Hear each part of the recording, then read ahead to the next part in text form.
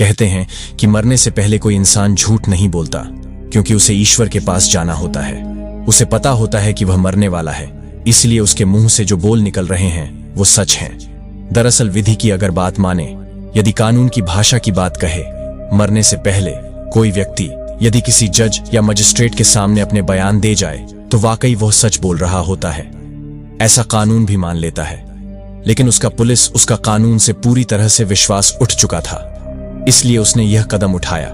वो कहता है कि मैं जो पैसे कमाता हूं उस पैसे से मेरे दुश्मन मजबूत हो रहे हैं। मेरे पिता, मेरी मां, मेरे भाई, यह रोज तिल तिल मरते हैं, इसलिए अब मैं यहां जीना नहीं चाहता। कुछ ऐसी बात वह कह देता है। साथ ही वह कहता है कि जो मेरी लाश हो, उस लाश को मेरी पत्नी से बहुत दूर रखना, उसे पास भी मत फटकने देना। साथ ही वह यह भी कहता है कि अस्थियों को तब तक विसर्जित न किया जाए जब तक इंसाफ ना मिल जाए। यदि इंसाफ ना मिले तो फिर मेरी उन अस्थियों को जिस अदालत के सामने केस की सुनवाई चल रही थी, उसके उसी अदालत के ठीक सामने जो गटर होगा ना, उसी गटर में विसर्जित कर देना, बहा देना। लेकिन एक बात आखिरी है, वो है मेरे बच्चे को, मेरे पिता और मेरी मां को सौंप देना, क्योंकि पत्नी सक्षम नहीं है। उसकी परवरिश करने के लिए उसने ये बात कही थी। और जब ये बात कही थी तो ये बात भारत का ऐसा कौन सा हिस्सा होगा जहां पर यह सोशल मीडिया पर यह कहानी वायरल नहीं होती है? ऐसा कौन सा व्यक्ति होगा जिसने ये बात पूरी तरह से सुनी नहीं होगी, और जिसने भी ये बातें सुनी थी उसकी आंखों में आंसू आ जाते हैं, वो सोचने पर मजबूर हो जाता है। इसके बाद चाहे वह सोशल मीडिया के अलग अलग हैंडल्स हों, ऐसा क्या हुआ था जो उसने यह कदम उठाया? आज की जो सच्ची घटना मैं आपको सुनाने जा रहा हूं, यह सच्ची घटना दिसंबर 2024 की सुबह 6 बजे से शुरू हो जाती है। दरअसल बेंगलुरु पुलिस कंट्रोल रूम को एक फोन पहुंचता है। उसमें बताया जाता है कि एक AI इंजीनियर है जो कि इस दुनिया में नहीं रहा, उसने अपनी जान दे दी है। जैसे ही यह सूचना मिलती है, पुलिस तत्काल प्रभाव से मौके पर पहुंचती है। वहां जाकर देखती है कि मंजूनाथ लेआउट स्थित डेल्फिनियम रेजिडेंसी में उसका एक कमरा होता है। तो वहां पर जब पुलिस पहुंचती है तो सैकड़ों की संख्या में लोग पहले से ही मौजूद थे। तत्काल प्रभाव से उसके डेड बॉडी को कब्जे में लिया जाता है। कब्जे में लेने के बाद पोस्टमार्टम के लिए भेज दिया जाता है। अब पुलिस यह पता कर रही थी कि आखिरकार यह मरने वाला है कौन। दरअसल उसका नाम होता है अतुल सुभाष मोदी, जो कि बेंगलुरु में रहकर इंजीनियरिंग की नौकरी कर रहा था। उसी से वहीं से अपने घर परिवार को भेजता था। लेकिन पुलिस ने जांच पड़ताल करना शुरू किया कि आखिरकार उसने ऐसा कदम क्यों उठाया, तो पता चलता है कि 84 मिनट का एक वीडियो है, साथ ही 24 पन्नों का उसने पत्र लिखा है, जिनके माध्यम से पूरी कहानी उसने बयां की थी। अब छोटे छोटे हिस्से थे उसके, वो सोशल मीडिया पर बहुत तेजी के साथ वायरल हो जाते हैं। ऐसा कोई इंसान नहीं था जिसके पास तक ये बात पहुंच नहीं रही थी। भारत के हर एक हिस्से में, हर एक जगह पर, चाहे वो पॉलिटिशियन हो, चाहे वो राजनेता हो, चाहे वो जज हो या पुलिस हो या फिर आम आदमी हो या किसी भी संस्था से संबंध रखने वाले व्यक्ति हो, हर किसी के पास ये बात पहुंच रही थी। पूरे देश भर में हड़कंप हो जाता है। लोग सोचने पर मजबूर हो जाते हैं। जिसने कहानी सुनी उसकी आंखों में आंसू जरूर थे। कहानी शुरू होती है। बिहार का एक समस्तीपुर जिला होता है। वहां का एक बैनी पूसा रोड होता है। वहां का रहने वाला अतुल सुभाष मोदी, साल 2019 में उसको मैट्रिमोनियल साइट पर एक लड़की दिखाई देती है। लड़की का नाम निकिता सिंघानिया होता है। निकिता सिंघानिया, जो कि रोहटा, जौनपुर, उत्तर प्रदेश के रहने वाले होती हैं, अच्छी खासी पढ़ी लिखी होती है। उस लड़की से बातचीत का सिलसिला जब शुरू होता है तो इन दोनों की अच्छी खासी दोस्ती हो जाती है। लेकिन लड़की बहुत सलीके से बात करती थी, कम बात करती थी। उसे ऐसा लगता था कि इतनी पढ़ी लिखी लड़की इसकी जिंदगी में आए, कितनी अच्छी बात है, कितनी प्यारी सी बातें करती है। दोनों की बातचीत जब होती थी तभी बातचीत के माध्यम से पता चलता है कि जो लड़की के पिता हैं, जिनका नाम मनोज कुमार सिंघानिया है, अक्सर बीमार रहते हैं। और फिर घर वालों का भी एक तरह से प्रेशर आने लगा कि क्यों ना इन दोनों की शादी कर दी जाए। शादी अगर हो जाएगी पिता के रहते हुए तो ज्यादा बढ़िया है। इसके बाद फिर दोनों परिवारों की सहमति बनती है। सहमति बनने के बाद 26 अप्रैल साल 2019 को बनारस का हिंदुस्तान इंटरनेशनल होटल होता है। वहां पर परिवार की जो लोग आते हैं उनके सामने शादी हो जाती है। दूल्हा दुल्हन समस्ती पर पहुंच जाते हैं। यहाँ 2 दिन का इनका ठहराव होता है। 2 दिन के बाद लड़का उस लड़की को लेकर अपने साथ चला जाता है। बैंगलोर में यहां से वो जाता है सीधा मॉरिशस, और मॉरिशस में जाने के बाद 2 दिन का ये टूर होता है। लेकिन 2 दिन के टूर में कुछ उसे अजीब सा महसूस हो रहा था। अजीब सा इसलिए महसूस हो रहा था कि जो लड़की होती है या तो कहीं सामान खो देती थी, सामान खो दिया उसके बाद फिर बस छोड़ दी, इसी तरह की वो हरकत कर रही थी। और जब जब वो ऐसी गड़बड़ी कर रही थी तब वो हंस देती थी। इंजीनियर को लगता है कि बड़ी अजीब सी बात है, समझ में नहीं आ रही। लेकिन वो अपनी पत्नी को फिर उसके बाद बेंगलोर लेके आता है, और बेंगलोर लाने के बाद एक अपनी जिंदगी में मशगूल हो जाते हैं। उसे लगता है कि पत्नी पढ़ी लिखी है तो उसे मौका मिलना चाहिए अच्छी नौकरी का। इसके लिए वो उसकी तैयारी कराता है। जब तैयारी होती है तो फिर वह कहीं ना कहीं उसे नौकरी के लिए अवसर मिल जाते हैं। इसी बीच में खबर आती है 17 अगस्त 2019 को उसके पापा बीमार तो चल ही रहे थे, उनकी मौत हो जाती है। और पापा की मौत के बाद यह सब वहां जाते ही हैं। इस लड़के के पापा भी 2 दिन के लिए वहां पर पहुंच जाते हैं। वक्त थोड़ा आगे बढ़ रहा था, उसके बाद ये वापस आते हैं। और जो लड़का है अतुल, वह अपनी पत्नी निकिता को उसके ऑफिस छोड़ता था 13 किमी तक बाइक चलाकर। उसके बाद वहां से अपने ऑफिस जाया करता था। रोज का यही सिलसिला चल रहा है। लगभग 50 किमी से ज्यादा का यह सफर था जो लगातार सफर वह करता था। लेकिन इसी बीच में उसकी पत्नी प्रेग्नेंट हो जाती है। पत्नी जैसे ही प्रेग्नेंट हो जाती है, बताया जाता है कि इसी बीच में उसकी पत्नी की नौकरी चली जाती है। पर इधर पत्नी की नौकरी चली जाती है। डॉक्टर के पास दिखाया जा रहा था तो डॉक्टर कहते हैं कि इनसे थोड़ा सा काम कराइए, क्योंकि काम कराना जरूरी है। शरीर का मूवमेंट बहुत जरूरी है। लेकिन इसी बीच में मां को बुला लिया जाता है ख्याल रखने के लिए। 1 BHK का इनका फ्लैट होता है। वहां बहुत ज्यादा स्पेस भी नहीं होता, लेकिन फिर भी मां साथ में रहती है। जो घर में खाना बनाने के लिए एक नौकरानी आती है, जो साफ सफाई वगैरह करने के लिए आती है। जिंदगी बेहतरीन चल रही है। इसी बीच में बच्चा भी पैदा हो जाता है। इसी बीच में परिवार के लोगों की एंट्री भी हो जाती है। लेकिन जगह घर में कम थी, इसलिए परिवार के लोगों को एक होटल में ठहरा दिया जाता है। यहीं से स्थिति इतनी बिगड़ने शुरू हो जाती है कि लड़की के परिवार वालों को लगता है कि हम लोगों के लिए इतनी भी जगह नहीं है कि हम लोगों को दूर रखा गया, होटल में रखा गया, इससे अच्छा तो हमारा घर है, इस तरह की बातें।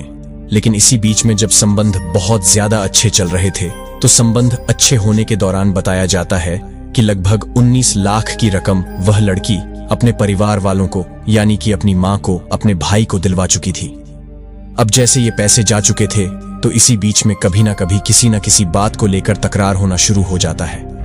जब नौकरी चली जाती है तो मां और बेटी की बहुत सारी बातें होती थीं, छोटी छोटी बातें। उधर वो बैठ के सीरियल देख रही है तो सीरियल देखने के बाद कहीं ना कहीं बेटी और मां के जब आपस में कम्युनिकेशन चल रहा है तो पति से कम्युनिकेशन थोड़ा कम होने लगता है। किसी ना किसी बात पर विवाद, किसी ना किसी बात पर झगड़े, कभी सास को लेकर तो कभी खुद को लेकर। जब इस तरह के विवाद चल रहे थे तो हालत कुछ ऐसी पैदा हो जाती है। साल 2021 में वो वहां से चली जाती है। हालांकि उसको एक बेटा भी हो जाता है। जो प्रेग्नेंट तो ही गई थी, जो बेटा हो जाता है तो उसकी जिंदगी ठीक होनी चाहिए थी, लेकिन अपने बेटे पर ध्यान नहीं दे रही थी। इस बीच में यह भी बात सामने आती है कि जो लड़के की मां है वो पूरी वेजिटेरियन है और जो लड़के की पत्नी है वो नॉन वेजिटेरियन है। पत्नी घर में कुछ ऐसी चीजें खाती थी जिससे मां को ऐतराज होता था। यही लड़ाई की छोटी मोटी वजह बन जाती है और यही बन जाती है वजह यहां से अलग होने की। वो यहां से सीधा अलग जाती है और अलग जाने के बाद 24 अप्रैल 2022 को वो जौनपुर की सदर कोतवाली में जाती है निकिता सिंघानिया। और जाने के बाद मुकदमा अपराध संख्या 115/2022 IPC की धारा 468A 323 504 506 साथ ही दहेज प्रतिषेध अधिनियम की धारा 3 और धारा 4 के तहत मुकदमा दर्ज कर लिया जाता है। ये पहला मुकदमा था जो उस लड़के और उसके अतुल के साथ ही उसके पिता के, उसकी मां के, उसके भाई के खिलाफ मुकदमा दर्ज होता है। और उसके बाद तो मुकदमों की ऐसी झड़ी लग जाती है कि चाहे वो हत्या, मतलब कि मैंने ये बताया कि पीछे उसके पिता बीमार रहते थे और बीमार रहने के दौरान उनकी मौत हो जाती है, तो इस लड़की ने यह आरोप लगाया कि मेरे पिता की जो मौत होती है वह मेरे पति के उत्पीड़न की वजह से होती है, इसलिए उनकी जान चली गई। यहां भी मुकदमा हो जाता है। साथ ही हत्या का प्रयास, यानी कि लड़की के साथ मारपीट भी होती है। पैसे के लिए उत्पीड़न की, लगातार दहेज के लिए इतना दबाव बनाया जाता है, नहीं तो फिर मारपीट होती थी। साथ ही लड़की के साथ अप्राकृतिक यौन संबंध भी बनाने की कोशिश की जाती थी। ऐसी घरेलू हिंसा दहेज जब इस तरह की 9 एफआईआर दर्ज कर ली जाती हैं, तब वो लड़का बेंगलुरु से जौनपुर का सफर करना शुरू कर देता है। 1827 किमी का यह सफर होता है। अब जब ये दोनों पति पत्नी के बीच में विवाद, फिर एफआईआर, उसके बाद एफआईआर पर एफआईआर, 9 एफआईआर जब हो जाती हैं, 1827 किमी का सफर तय करके वो जौनपुर पहुंचता था ताकि अदालत में जो केस की सुनवाई चल रही थी बात कर सके। लेकिन पता चला कि जज साहब छुट्टी पर हैं। पता चला कि लड़की नहीं आई है। पता चला कि किसी बात पर हड़ताल हो गई है। इसी तरह से लगातार वो चक्कर पर चक्कर काटना शुरू कर देता है। पहला मुकदमा होता है और 2024 तक कुल मिलाकर 9 एफआईआर दर्ज हो जाती हैं। अब हर दिन उसे किसी न किसी परेशानी से, किसी न किसी दिक्कत से जूझना पड़ रहा था। तो एक दिन कुछ ऐसा होता है कि पत्नी होती है, जज साहिबा होती हैं, जो फैमिली कोर्ट की जज होती हैं, और इसी बीच में वो कहता है कि मैडम, आप जानते नहीं कि एनसीआरबी की जो रिपोर्ट कहती है कि झूठे मुकदमे लिखवाने पर जो पति होते हैं, बड़ी संख्या में वो अपनी जान दे देते हैं। तो पत्नी कह देती है, तो फिर तुम पीछे क्यों हो? तुम क्यों नहीं दे देते हो? जब इस तरह की बात थी तो जज साहिबा जब ये बात सुन रही थी तो उसके बाद वो हंस देती है, बजाय वो ये समझाने कि तुम इस तरह की बातें क्यों कर रही हो। जज साहिबा हंस देती हैं। इसी बीच में वह परेशान तो रहने लगता ही है, क्योंकि बार बार उसके चक्कर लग रहे थे। वो कोर्ट से सेटलमेंट कराना चाहता था कि किसी भी तरकीब से सेटलमेंट हो जाए, बात खत्म हो जाए, और ये झगड़े जो बन रहे हैं वो झगड़े हो जाने, दूर हो जाने चाहिए। ऐसा आरोप लगता है मीडिया में भी ये सब चीजें वायरल हो रही थीं। जज साहिबा ने डिमांड की, शायद 5 लाख की मांग उस पेश की थी, लेकिन बात नहीं बन पाई। अब सीधे सीधे जज से बातचीत जब होती है तो जज साहब पता चलता है कि 5 लाख की डिमांड कर बैठती हैं। वो कहां से लाए इतना पैसा? पहले लगभग 19 लाख से ज्यादा तो अपने ससुराल वालों को दे ही चुका था। अब इस बीच में लगातार पैसे फिर आना जाना।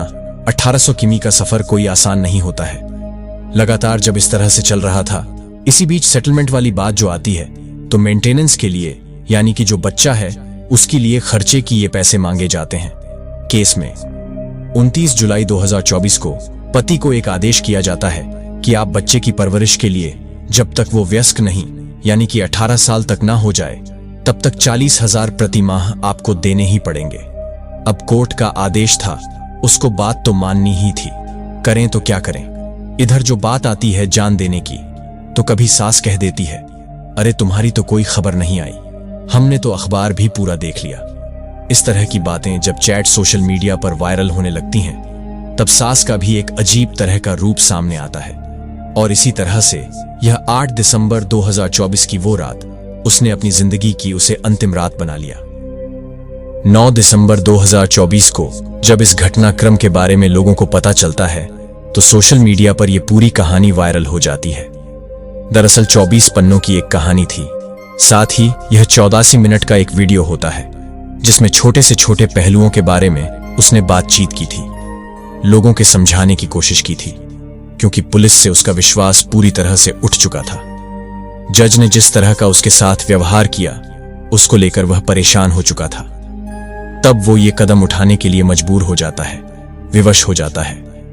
अब इसी बीच में जब ये पूरी कहानी बन जाती है, उसके बाद फिर लड़के का जो भाई होता है, जिसका नाम विकास मोदी होता है, वह बेंगलुरु पुलिस स्टेशन जाता है। वहां जाकर एफआईआर दर्ज कराता है, यानी कि जो उसकी पत्नी होती है निकिता सिंघानिया के खिलाफ, सास निशा सिंघानिया के खिलाफ, भाई अनुराग सिंघानिया के खिलाफ और चाचा ससुर जो होता है सुशील सिंघानिया के खिलाफ एफआईआर दर्ज हो जाती है। हर किसी के मोबाइल में पूरी कहानी वायरल होनी शुरू हो जाती है। अब यहां से 2-4 पत्रकार सीधा जौनपुर के उस रोहटा इलाके में पहुंच जाते हैं। जाकर वहां बातचीत करने की कोशिश कर रहे थे। इसी बीच में पत्रकारों की, यानी 11 दिसंबर 2024 जैसे घंटी बजाई जाती है, आवाज लगाई जाती है, लेकिन ना कोई घंटी पे आता है, ना ही कोई आवाज आता है। लेकिन इसी बीच में जब पत्रकारों ने कैमरा चलाना शुरू किया तो लड़का, यानी कि जो साला होता है वो, और साथ ही जो उसकी अतुल की सास होती है, वो बालकनी से झांकते हुए उन्हें डांटते डपट हैं कि इस तरह की वीडियो बनाने की कोशिश मत करना। यदि तुमने इस तरह की बात करने की कोशिश की तो अंजाम ठीक नहीं होगा, अच्छा नहीं होगा। इनकी सीधे सीधे धमकी पूरे देश भर में एक कहानी चल रही है। लोग आवाज उठा रहे हैं कि अतुल को न्याय मिलना चाहिए, और इसके बावजूद भी उन लोगों की हिम्मत तो देखिए कि मीडिया वालों को पूरी तरह से धमकाने की वो कोशिश कर रहे हैं। तब जाकर लोगों ने एक तरह से ट्रेंड शुरू कर दिया और इसमें आवाज उठानी शुरू कर दी कि इसमें इस लड़के को यानी कि अतुल को हर हाल में इंसाफ मिलना ही चाहिए। और जो उसकी कहानी वायरल होती है, जब वो कहता है कि मैं जो पैसे कमाता हूं, मेरे पैसे कमाने से मेरे ही दुश्मन मजबूत हो रहे हैं, इसलिए मैं ये सब कुछ छोड़ के जा रहा हूं ताकि मेरे परिवार के, मेरे पिता, मेरी मां, ये सब कोई भी परेशान ना हो। साथ ही वो यहां तक भी कहता है कि जज को भी इसमें कठोर कार्रवाई होनी चाहिए, सजा मिलनी चाहिए। पत्नी का भी नाम लेता है, साथ ही वो अपने साले का नाम लेता है, अपनी सास का भी नाम लेता है।